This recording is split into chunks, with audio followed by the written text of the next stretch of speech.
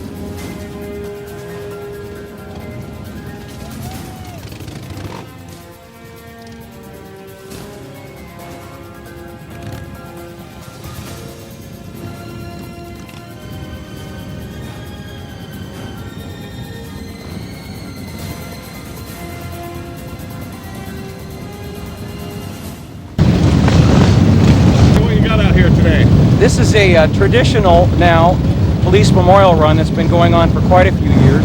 It grows by several thousand bikes every year. What it was originally intended to do was create a fund to help the memorial here at the Capitol, Peace Officers Memorial, which is right behind us. And that's been very successful. It's basically just through t-shirt sales that all that money has come in, but there's a lot of very generous sponsors that have donated to help make this thing come true every year. And people just have a really good time at this event. And can you state your name and spell your last name for me? It's Greg Peart, P-E-A-R-T. Thank you, sir. Thanks.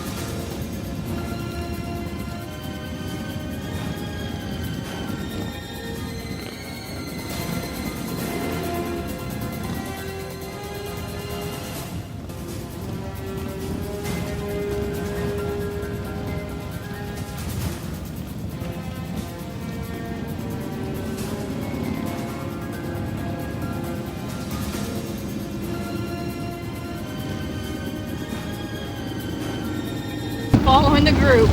We're going up towards Placerville. Okay, just a second here. Let me get this in focus.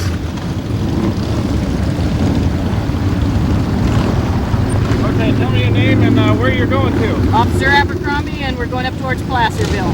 And what's this event all about? This is a police memorial run. And it's to raise money for? Can you go over that? Can you just say this is to raise money for? Hold on, I gotta get going. Okay. Sorry.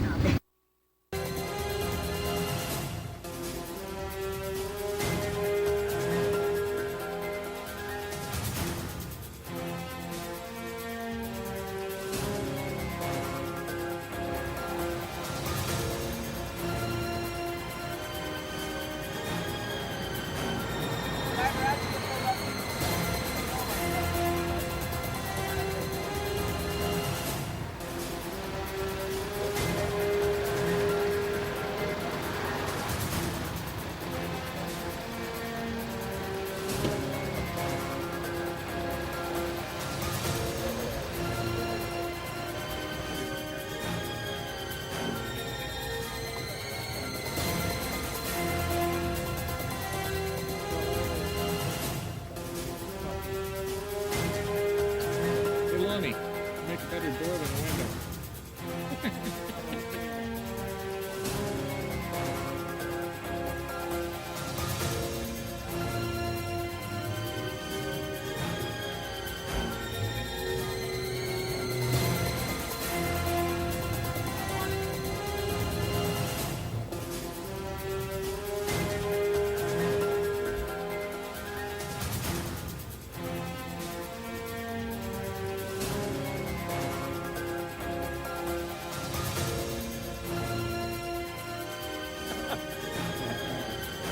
Somebody's got a driver, we don't.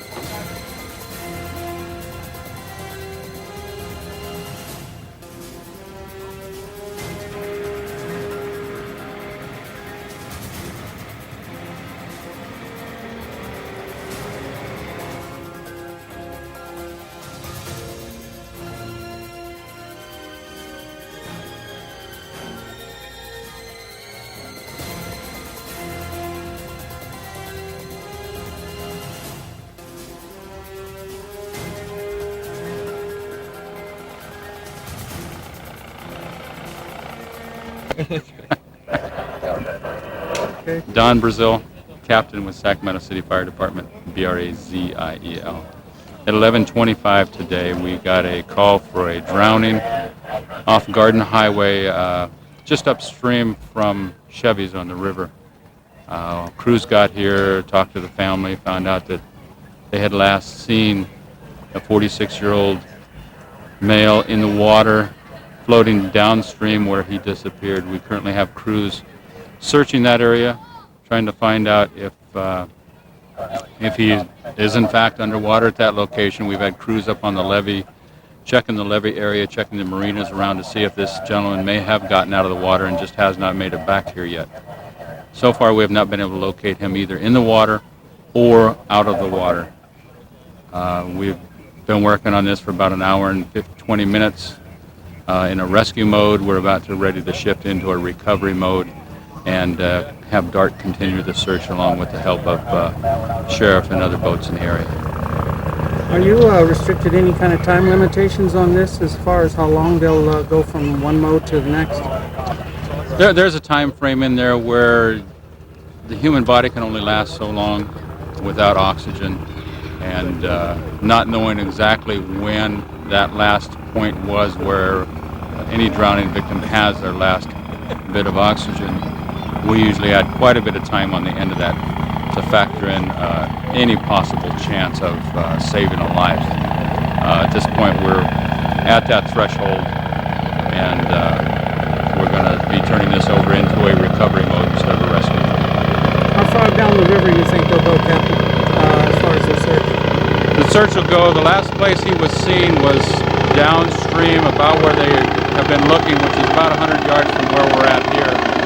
The helicopter's gone downstream and looked quite a ways further down to the top of the water to see if they can spot.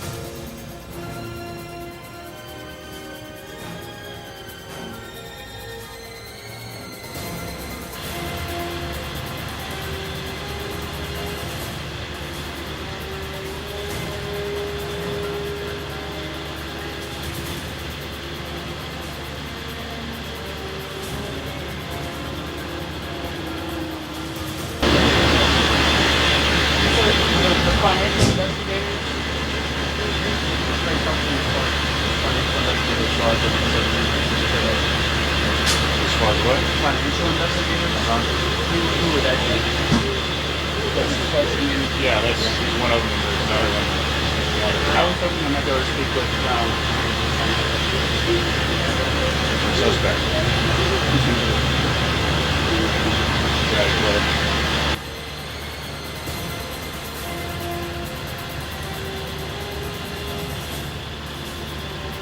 How do you feel?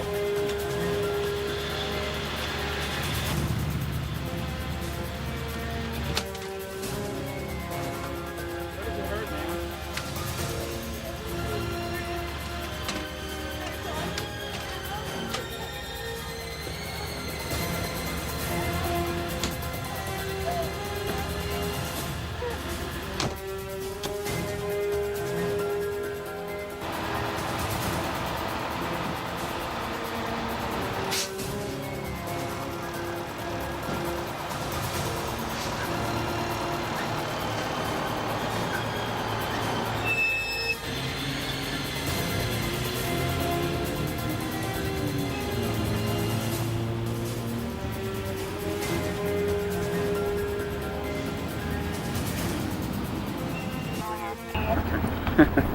Go ahead. So tell me what happened today when you guys arrived on scene. Any kind of incident? Yeah, the reason we are here today is because last Friday we caught a man trying to cash a counterfeit check in an Albertson store over by Marconi and Fulton. And it turned out the check he was trying to cash appeared to be made on some kind of a computer equipment device. And he also had a driver's license that was also a false ID and appeared to have been made on a computer as well. We got some information that perhaps the person that was making these checks and IDs was at this motel. We came over here today, went to a room, number 329, knocked on the door. The lady at the door invited us inside, and right in front of us on the counter was the computer equipment used to make these counterfeit checks and IDs. Later on we found that the person that was actually responsible for making it had been hiding in the bathroom, and she came out and has since been arrested. Okay. Did they put up any kind of fight or act like they didn't know what was going on? Or No fight at all. nothing? We also found some drugs in the apartment, so it appears that she was, they're probably drug users that needed some extra money, and were getting the money by counterfeiting checks and making fake IDs and sending them out to people that they probably meet on the street to go cash these checks. It's a common problem that we've run across in the streets, finding people trying to cash these counterfeit checks that are made on computers, but it's kind of rare that we find people that are actually the ones that are making them with the computer equipment. So we're real happy that we're able to catch this lady today and the equipment that she has, and hopefully that'll slow that operation down for now. You told me, how do they get people to keep coming back?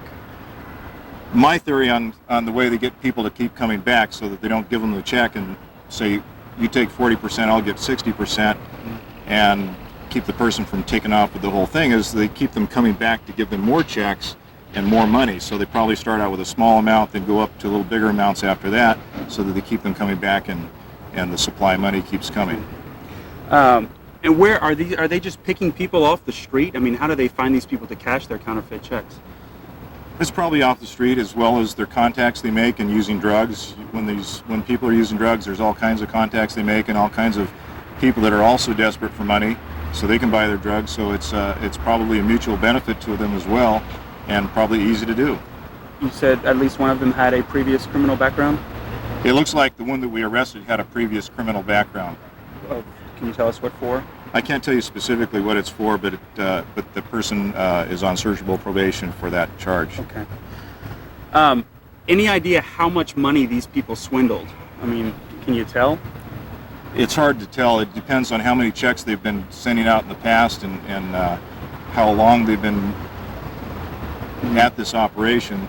It can go from just a few $100s to several $1,000s to perhaps tens of $20,000 in income for them. And you don't know how long that they had been? No, we have no idea. Okay. Our detectives from Financial Crimes are here now, and they're investigating. They're going to be going through the computer equipment and comparing it with some other cases that they've worked on to see if there's a relationship between the two or other cases, and get a little bit better idea of the extent of involvement that this case may have. Are you guys pretty confident these are the only 2 women involved in this case? Well, like I said, there's a man that was arrested last Friday, and then these 2 women here today. As far as the information I've gathered so far, that's probably going to be about it, but I would imagine that there's probably other people out there as well that have been given these checks to go cash too. Mm-hmm. To what extent that amounts, I have no idea. What gave you the clue that they were over here? The guy arrested last Friday told you? We got the information last Friday when we arrested the man at Marconi and Fulton Albertsons. Exactly where that information came from him, I don't know. I wasn't the officer that made the arrest. So he told you that they were over here? We got the officer that made the arrest, got some information that led us over to this location. What do these women face? What kind of charges do they face? Well, they would face charges of counterfeiting checks, counterfeiting identification cards, forgery, theft, and like I said, there was some drugs in the apartment, so they'll be facing drug charges as well. And just last, it's getting hot. Can you tell me? You were describing how it happened. They cut the driver's license, or how they take pictures with them. The process they seem to be using is a system of using a flatbed scanner to scan a new cover of the driver's license. In other words, the new face of the driver's license that has the individual's picture and identifying information on it. They take a computer-generated image of that on some probably photo-quality paper. They take a regular driver's license. They cut the plastic clear film off the top of that, insert the new computer-generated ID on top of the old one, and then glue the film back on top, and now you have a new driver's license with someone else's identifying information on it. It's just that easy to slice open a driver's license and cut it in half like that? Well, I don't know how easy it is, but I know they did it. And the checks? The checks are computer generated as well. What they do is they find someone's name and identifying information, and then use that to type in on the check that they print out on their computer. Are these real people that maybe somebody is being... The subject's name that was on the check that the fellow was trying to cash last Saturday happens to be a person that is, from our records, indicates he's about 111 years old but still alive. I can't give you his name, but we thought that was a little bit unusual. Okay. And so I don't know where they're getting these names, but they do come up with some names of real people and real businesses, and then they make the checks out with their computer. When you say general wrap-up, what do you mean? Well, I don't know, Tracy. What do you usually ask? What did you respond to here today? Just go over. Just start. Just basically. What You want me to summarize what we went through over there? Exactly. Okay. Let me see if I can do that. It's And probably kind of face my it's shoulder. it's here. probably better if I go back to the last Friday because that's what really started it. Okay, go ahead. Let's try that and see how it goes. Okay. The reason we're here today is because we're investigating a check fraud case where people have been manufacturing counterfeit checks using computers as well as fake IDs also using computers. Last Friday, we arrested a man at an Albertsons store on Marconi near Fulton Avenue who was trying to cash a counterfeit check.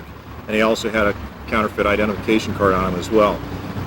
Information we got at that time led us to this motel and room number 329 where we came today to see if anybody had any information that could help us locate the people responsible for actually making these counterfeit checks and IDs. The lady that answered the door invited us inside. Once inside, we looked around and there was all the computer equipment that was used to make the checks and the IDs, along with Polaroid cameras and scissors and paper and all of the equipment necessary to do this with. It turned out that the lady that was actually responsible from what we believe for making these checks and IDs was hiding in the bathroom. She came out and has since been arrested. That lady also happens to be on searchable probation. We looked around some more and found drugs inside the apartment as well. Is there any relation between the two individuals in the motel room, mother-daughter type thing, or is there any connection there? No, there doesn't appear to be any relationship connection other than acquaintance, and that's about that's about all we've been able to determine at this time. Did the elderly lady appear not to be involved in the situation, or you can't tell at this time? The elderly lady of the two is the one that we suspect responsible for making the checks and the ID cards and using it, and we also believe it's her computer equipment. Did you get any history on her previous work experience as far as where she may have worked to gain these kind of skills? No, she hasn't been very talkative with us. In fact, she started having chest pains up in the apartment, and we had to call fire an ambulance, and she's been taken to the hospital. Now, I've noticed over the years that I've been shooting video that people who are involved in petty crimes or theft crimes a lot of times develop medical symptoms after they're going to be arrested. Is this something you've noticed yourself? Anything's possible. People getting arrested obviously get a little bit excited when they find out they're going to be arrested, and all kinds of medical problems can develop. We don't want to take any chances. We just call the fire department, paramedics. They check them out, take them to the hospital, and the doctor takes a look at them and see if there's anything they can do. Okay, and could you state your name and spell your last name for me? Yes, I'm Sergeant Ben Krohn of the Sacramento County Sheriff's Department. Last name is spelled K-R-O-H-N. Thank you very much, sir. You're welcome.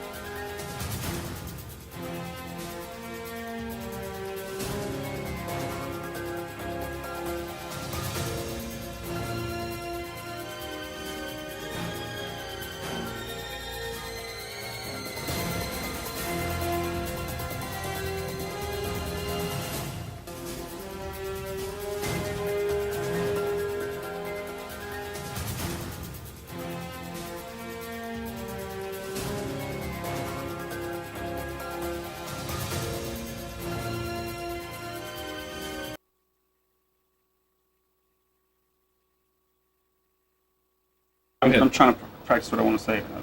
I wasn't. I'm just going to roll on it in case something comes out, so I want you to talk to me. Talk to me. And testing. God. Relax, you're going to do just Yeah, fine. well, And talk into the microphone when you do talk. Okay. Investigators say it's often difficult to catch the suspects. And hold that license up about 5 or 6 inches higher. Yeah, just like that. Investigators say it's often. Well, Once investigators 3, 2. Investigators say it's often difficult to catch the suspects with their licenses, but once they do.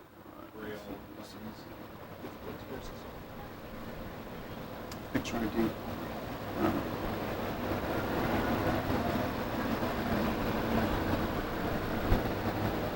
Polaroids. Investigators say the suspects who cash the checks are often photographed with a Polaroid camera. Okay, that's Where they would cut Okay. cut their picture out and stay where you were. Go ahead and just do the whole piece. 3, 2. Investigators say the suspects who cashed the checks were often people they found right off the street. They bring them into the hotel room, take their picture with the Polaroid camera, then make the driver's license. But what kept them coming back? No. Okay.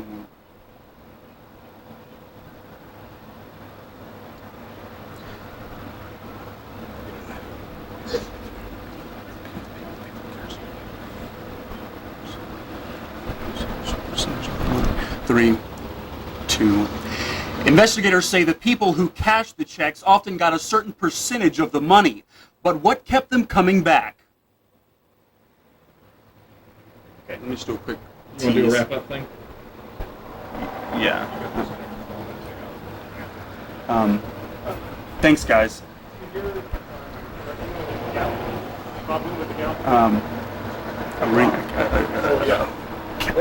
Check an ID fraud. Investigators busted check and ID fraud. Almost 3, 2. Investigators 3, 2. Investigators stop a check and ID fraud ring. I'm Ross Blackstone. I'll have the story coming up. Okay. Now, You want to do a wrap-up? Oftentimes they'll leave the information the same, or they'll change it depending on which thing they're doing. They'll put a new picture on it, put the laminate back on. okay. It's just a matter of So they use a real license with another picture on top of it. oftentimes, and I haven't looked at these real closely to see which these are yet. Like this one looks like it might not be real at all. And I say that just because of you can see the laminate on there and how it's bent up. So it may or may not be even a real card to begin with. But oftentimes they'll take a real license, peel the laminate off, either change the information if they need to, or leave the information the same and just change the picture on it, slap it back together, and then print up checks under that name, and that's what they'll use to go cash the checks. And that allows them to go into like a check cashing place that will cash for just about anybody, really. Actually, where I see them going is places like grocery stores or mom and pop stores, where they're less likely to get caught. Usually the check cashing places are a little more up on what to look for. Could we just ask you a couple of questions about it? Yeah, okay, go ahead. Okay. We were curious as to how were these people getting the names that they were putting onto the checks? I don't know yet because I haven't had a chance to delve into that yet. Okay. So, I mean, Ask you one question: is your name and what your position with the department is? it's Eric Pahlberg. Last name is spelled Pahlberg. And I'm a detective with the Financial Crimes Bureau, Sheriff's Department. Okay, go Ross. 3, 2. Investigators say the suspects often use real licenses. They take the lamination off of the top, snap a photo, print out a new copy right there in the printer, and simply glue it back on.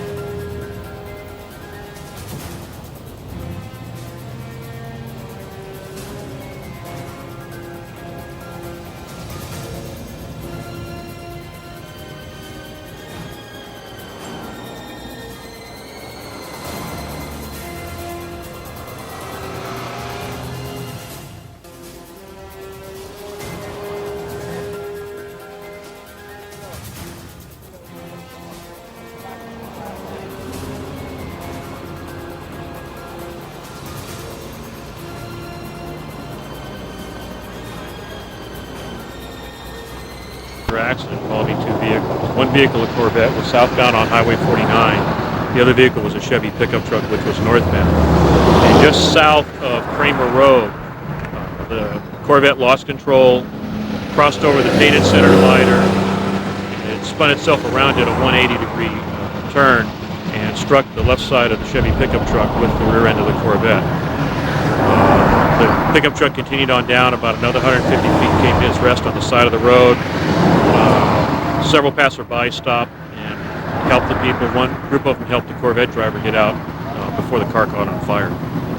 So he actually got out before the car? Yeah, from what I understand, it was just starting to catch on fire when they got him out. Okay.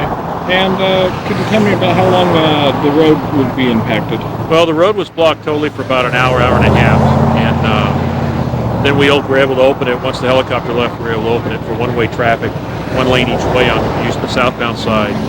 And right now, we still have one lane southbound and one lane northbound because we still have personnel out getting measurements. We still have the tow crews on scene. And we had another accident, a little fender bender that happened up here, and the cars that were waiting to get through. And could you state your name and spell your last name? Sergeant Ray Meyer, M-E-Y-E-R. Thank you very much, sir. Okay.